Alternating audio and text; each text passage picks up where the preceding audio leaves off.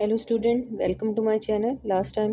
we were discussing about the rewriting topic in the translation studies जिसमें हम discuss कर रहे थे प्रोफेशनल्स को that determine partially the poetic or patronage that determine the ideology. अब पहले ही मैं आपको बता चुकी हूँ जो पैट्रोनेज होते हैं दे आर हाईली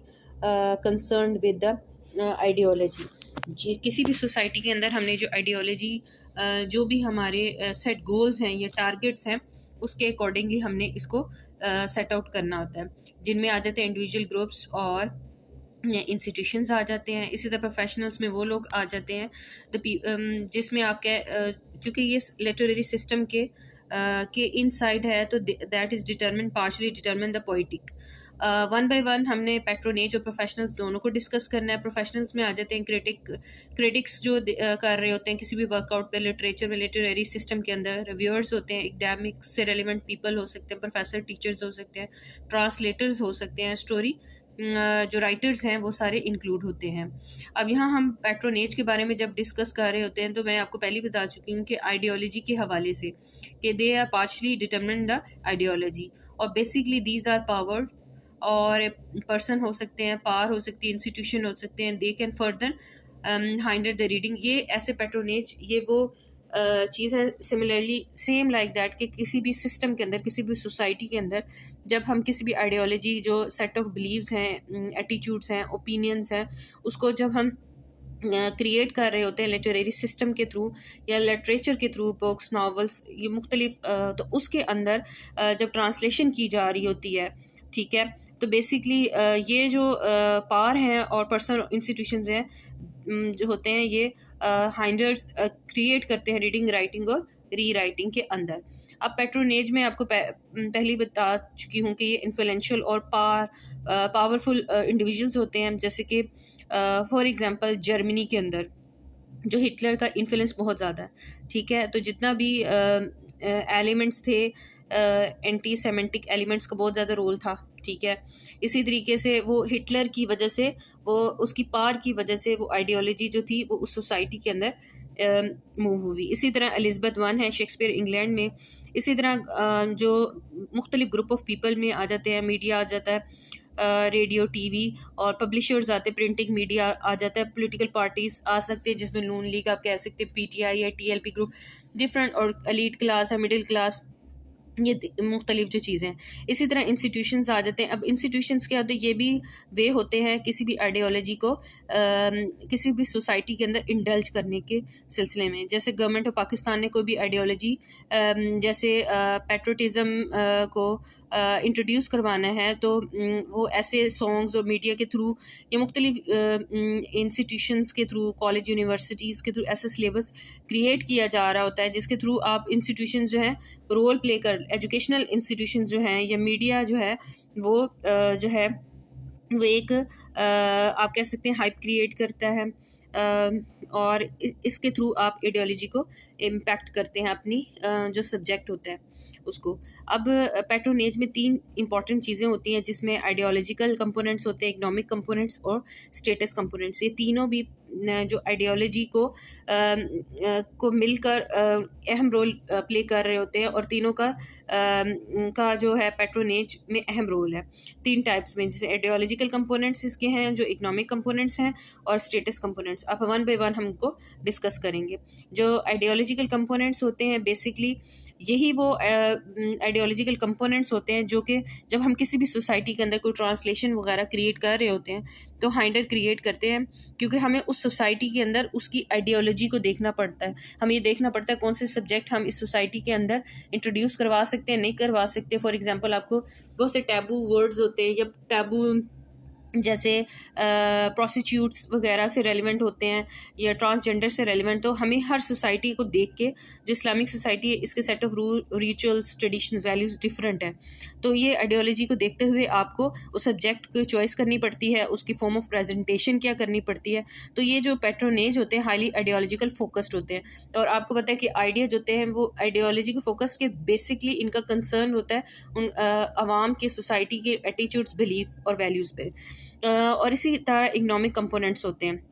अब इनका जो कंसर्न होता है basically these are the ways that are concern of writers या री राइटर्स होते हैं, उनसे इनका ताल्लुक होता है। अब जो इकोनॉमिक कंपोनेंट्स होते हैं पैट्रोनेज, जब हम किसी भी आइडियोलॉजी को किसी भी सोसाइटी के अंदर इंट्रोड्यूस करते हैं, पहले तो ये होता था हम पेंशन के थ्रू उन्हें आप कह सकते हैं कि पेमेंट किया जाता था, ये रेगुलर फॉर्म होती थी। और क्या होता था, जो आपकी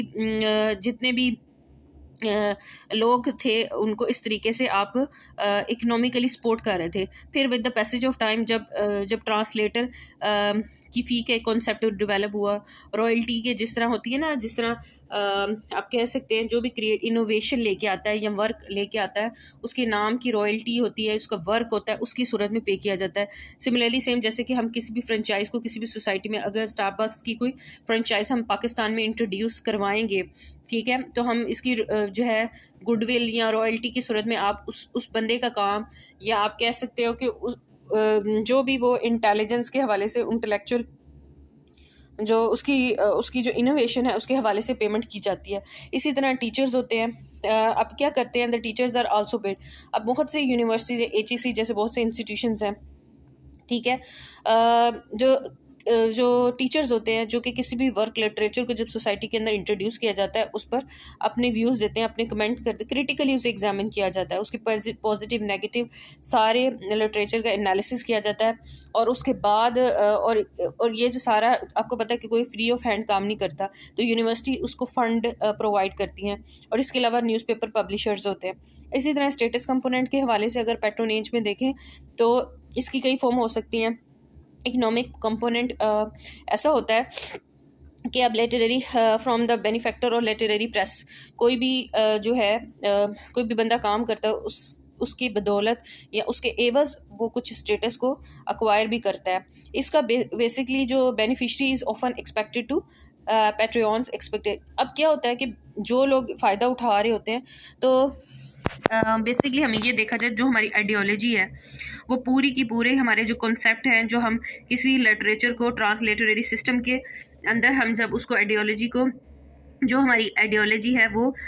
मतलब सही तरीके से सोसाइटी तक पहुंच रही है, इन सब चीज़ों को देखा जाता है। इसके अलावा membership of the group involves behaving in a way conducive to the sporting group, और ऐसा माहौल क्रिएट किया जाता है जिससे कि वो एक साजगार माहौल क्रिएट किया जाए और लोगों की और मेंबरशिप ऑफ ग्रुप प्रोवाइड किया जाए।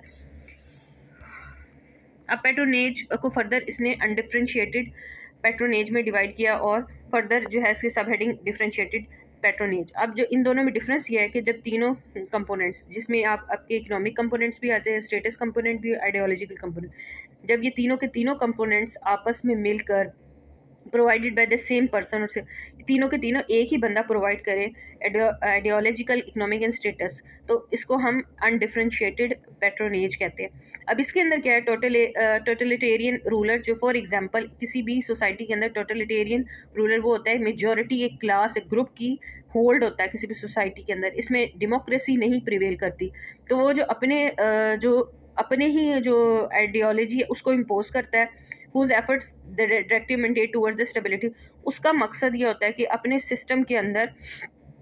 स्टेबिलिटी लेके आना, किसी भी किस्म की मतलब प्रॉब्लम क्रिएट ना हो। तो जो एक ही पर्सन, एक ही ग्रुप होता है टोटलिटेरियन, जिसकी मोनोपोली होती है, जिसका ग्रुप होता है, और वो अपनी आइडियोलॉजी को सोसाइटी की स्टेब्लिशमेंट में यूज़ करता है। डिफरेंशिएटेड पैट्रोनेज वो होते हैं जिसमें तीनों जो कंपोनेंट्स होते हैं एक दूसरे पर डिपेंड नहीं करते। फॉर एग्जांपल पॉपुलर, बाज़ दफ़ा ऐसा होता है कि कोई बुक राइटर होता है, ऑथर होता है, वो बुक लिखता है एंड उसका जो उसकी best selling of the year consider होती है उसकी बुक, ठीक है, लेकिन मसला ये होता है कि वो